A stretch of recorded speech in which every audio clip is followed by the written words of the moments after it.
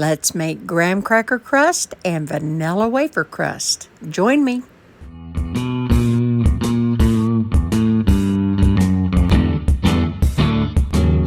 Hey everybody, it's me, Hetty, and today I am going to show you how to make an easy graham cracker crust. Now, having said that, I want you to know I cheat. I don't make everything from scratch all the time. You know, I've been telling y'all, my regular viewers, for years, pick your battles. And yes, I bought graham cracker crust. I bought Oreo crust. I have bought vanilla wafer crust. But I'm going to show you in the next few videos how to get a good pie. I'm going to show you graham cracker crust, vanilla wafer crust, and then I'm going to make a couple of pies for you. I'm actually going to make 3 pies. But I want to explain something to you. Those crusts cost, well, I guess you can get store brand, but those crusts, if you get Keebler or whatever, they cost about $3 for a pie crust.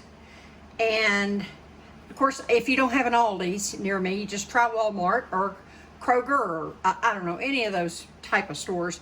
The store brands usually with graham crackers seem to be pretty good. A lot of store brand stuff is not good, but I have really not had any trouble with store brand graham crackers. And believe me, there are some things I will not use store brand on. All right, but having said that, let me go over what you're gonna need. But out of a box that I paid 85 cents for at Aldi's, I can get 2 pie crusts. So do the math. Even if I'm using, you know, in between 6 and 8 tablespoons of butter, the stick of butter still offsets the cost because you're getting 2 crusts. And if you find butter on sale, I know I just got some that was about $1.89 a pound. So I stocked up, and we can talk about that another time if you want to. I do freeze my butter, but I don't just stick the box in the freezer because you don't want it to taste like freezer. So I do go through a few steps to protect it. Anyway, having said all that and gotten it out of the way, let's get to going over the ingredients. I have a cup and a half of graham crackers here. I have about just shy of a stick of butter that I just put in the microwave and melted it. It's been kind of cooling for a minute, so it's good to go. It's not gonna be too hot. And I have 1/3 of a cup of sugar. And I'm gonna just, oh, I wanna show you my pie plate. This is Mama's pie plate. I've got several of her pie plates. This is just one I grabbed out. I have sprayed this with cooking spray. Even though I'm pressing the crumb into it, it will help to release that crumb later, okay? So let me just move this around really quick and then we'll get to adding ingredients. This kind of cut and dried. I'm gonna put the graham crackers in. I just pulverized them in the food processor. I guess I didn't think that you had to see me do that. Now, I'm gonna put in my sugar. We'll give this a mix. What the sugar does is, I see a lot of people, they don't put the sugar in there. When you bake this off for about 10 minutes, and I do have the oven on 350, I know I forget to say that all the time, but as always, you also know that the ingredients and the recipe and the instructions are always down below. I do not make you click 10 different places and see, my children are grown now, but I don't make you watch. I know I've said that before. I don't mean to be grumpy, but yes, I love y'all, I love your kids, but I really am tired of seeing chocolate-faced kids and silly dogs eating ingredients they should not be eating. Anyway, I've seen all that. That's no joke. All right, so look, I'm gonna hold back just a little butter. I'm gonna pour some butter in, and I just go in. I've got a small wooden spoon, but yes, you can betcha I'm gonna be using my hands a little bit. But this is just to get it going. All right, and I'm gonna keep going. I'm just kind of pressing down. It's not an exact on the butter. If you don't add enough butter, your crumb's gonna be crumbly. So you gotta add enough butter, but you don't add too much. But anyway, what I was saying about the sugar, it helps it to set when you bake it, all right? So I know I get sidetracked and forget what I was mentioning, y'all. I have had sepsis 3 times, so it does affect me a little bit. If y'all ever see me go on pause or something, that's all that's happening. I'm okay other than that. It did affect me a little bit. A few memories and stuff like that, but I'm okay. I'm blessed I'm here. So look, I'm gonna add just a little bit more butter. I want it just a little more. I'm not trying to get it wet with the butter. I'm just trying to get it Now, there's only one way to see if this is the way I want it. I'm gonna stir this up just a little bit more. I see there's loose crumbs on the bottom, so I'm going to go around and gathering them up. See this fine stuff that it doesn't have the butter on it yet. So I want every crumb coated with the butter. All right, now, I'll go in, I'm gonna pinch this. Okay, I'm gonna add the rest of that butter because that's not exactly where I want that. I don't go by an exact amount of butter. I go by when I can squeeze it and it's gonna hold its shape. Hopefully this will be enough, but if not, I've got some more in reserve if I need it. Right now I'm up to that was about 6.5 to 7 tablespoons of butter. I do have the rest of that stick in reserve. And if I need to use it, I will. All right. Okay, that's a lot better. Not exactly still where I want it. I am gonna add that extra tablespoon. All righty, we'll drizzle that over. We're gonna go back into here. It depends, y'all. Some things are not exact. People they want just everything exact nowadays. Sometimes you just got to get a feel for what you're cooking. It's not about exactly the amount. Just like something, you know, your salt and pepper may vary from my salt and pepper because it's to taste. It's the same kind of thing, y'all. Now you don't want this soggy, and as you can see, mine is not soggy at all. But I bet you it'll hold its shape a lot better. I did want to show you, I'm going on my hands. My hands are as clean as they can be, but like I said, you got to do this by feel. So I'm making sure this is where I want it to be, and look, this is where I want it to be. You see that? It's still kind of crumbly, but it's going to set in the oven, okay? We're going to put it in the oven for about 10 minutes. That sugar, everything will bind, and then I'll allow it to cool, and then it will hold its shape. Okay, now I'm going to make the switch. Alrighty, as you can see, I have just simply put this in the pie plate. Now I'm going to kind of go in. Again, my hands are as clean as they can be. I've washed them twice since I started this video. So believe me, save your breath if you want to say something about me touching my food. It's called cooking. You got to touch your food. Okay, now, in the beginning, I go around with my hands and I start pressing down. I want to press down in the middle and push. I want you to see this. I'm pushing this up. See that? But I'm pressing around and I go in the middle and I just keep working it until I'm getting this up here. And then as you can see, I'm gonna come in with my fingers. I am gonna even this out and I'm gonna show you how I do it. Now, this is just getting the shape. I'm not near done with this. You can stop here if you want to. Just kind of make sure it's even. But if you want to have a nice even crust, let me get my secret. And it's not my secret. Everybody does it. It's not just me.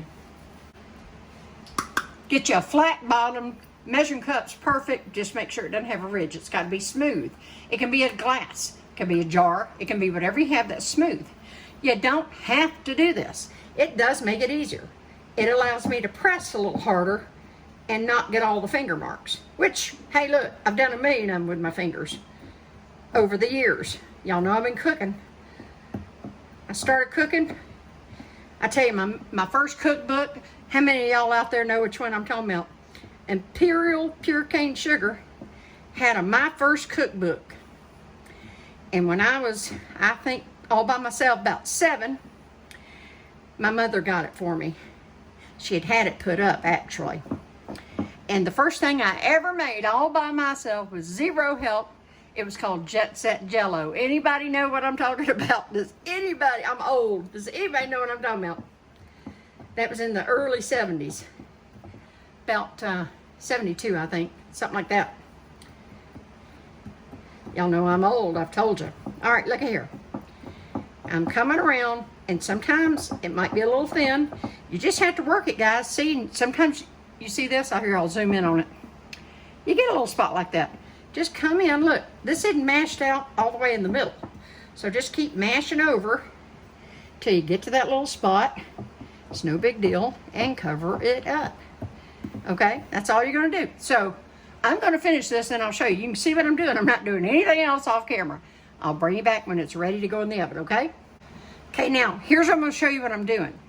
You see how sometimes I have an area like this and then I have a thick area like this? I just try to knock it down and then I just come back over and I'm pressing up with this at the same time. And as a guard to not go over, I hold my finger here. And like I said, you're just going to go around, and it's never foolproof. I am working around a tripod. It's very awkward. So I've missed a few spots, but I am going to go in and I'm going to smooth this out. The only thing I'm waiting on right now is, guess what? Forgot to turn on my oven.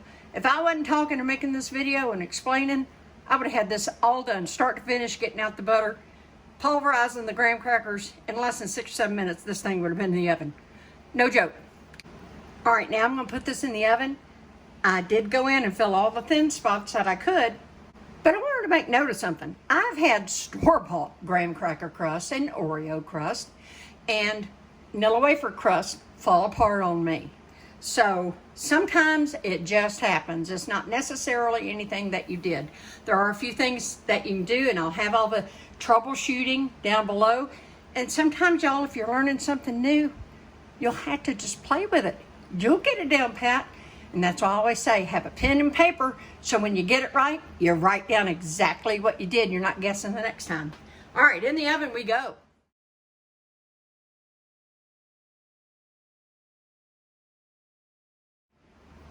Okay, guys, everything I've said about the graham cracker crust, I'm going to go ahead and combine these. I'm just going to make one video for both.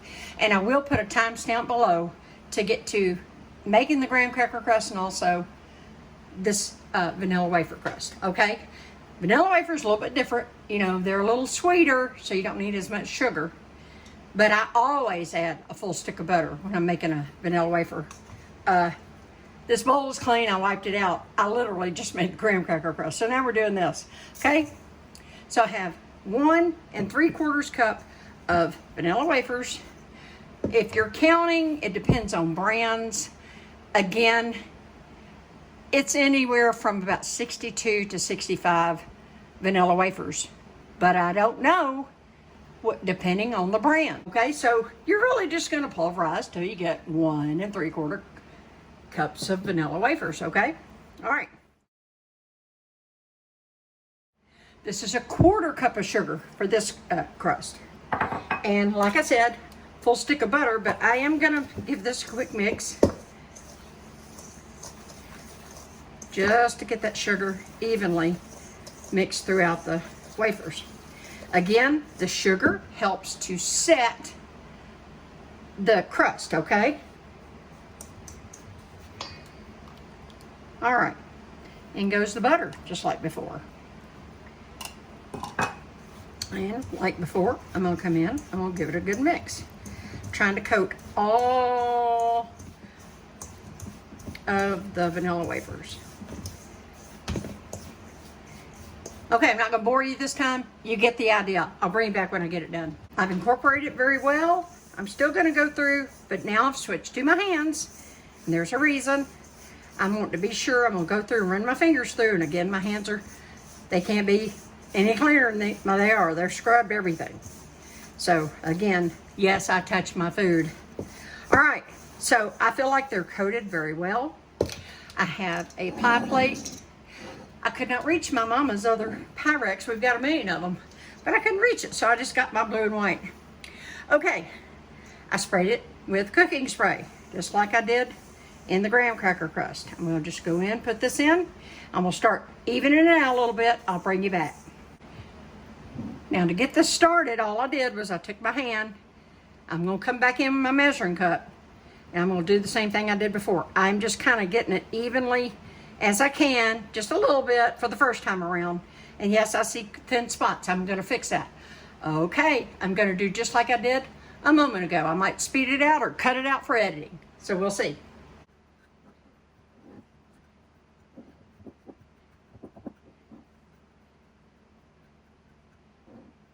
Again, I just got started doing this, but I'm showing you how, and I will thin this out as I go.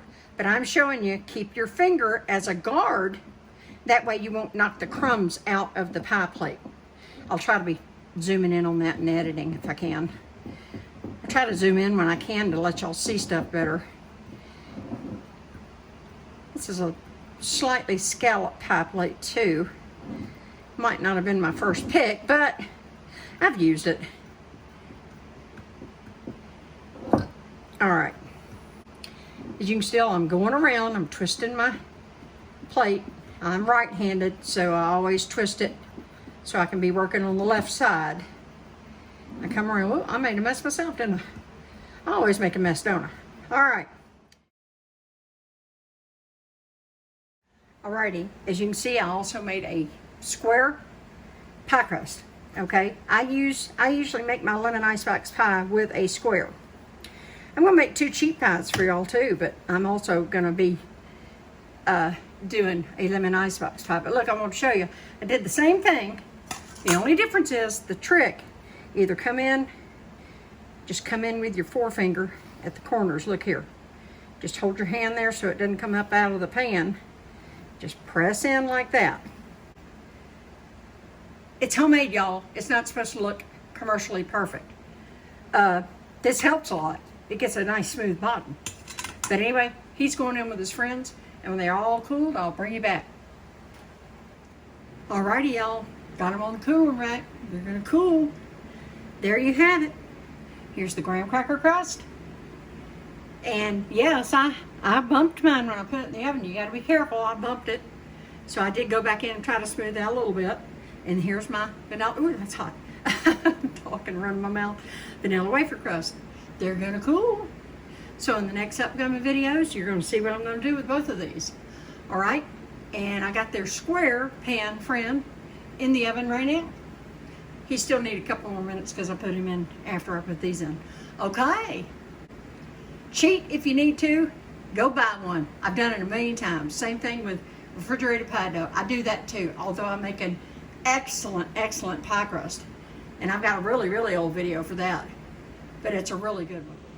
I'm going to share with you one more little secret. You have to kind of be quick when you do this.